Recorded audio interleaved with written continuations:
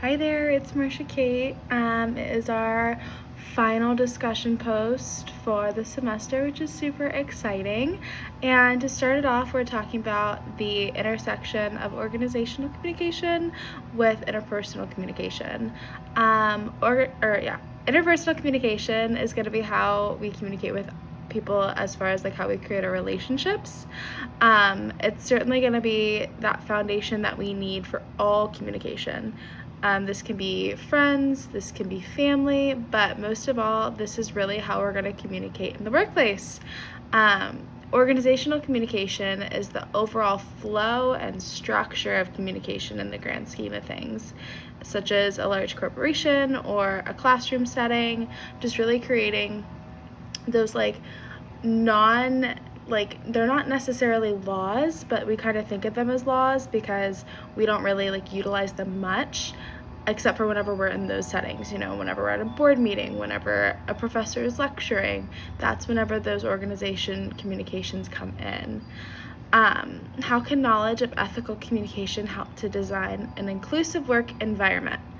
Ethical communication is something that I just really learned about this semester too. I'm sure with a lot of you too. Ethical communication is going to be very fair and transparent and respectful, and it's going to give you a space to share your ideas and give your feedback and build those valuable relationships that can be reflected in or outside the office. So what does this mean? It means that anybody that's going to be above you is going to treat you fairly. That's where that Inclusion Act is going to come in because of the ethical communication that we have holding. It's going to give you a space to talk openly without feeling rejection or feeling out of place. And you're going to be able to gain feedback from that too because of that positive work environment that we get from ethical communication.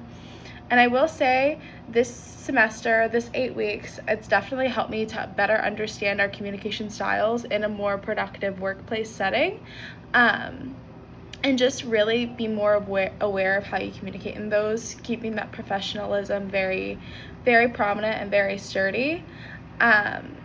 And you'll have a better understanding of others whenever you do have a better understanding of how you communicate too. Communication stretches much farther than just simple conversations one-on-one.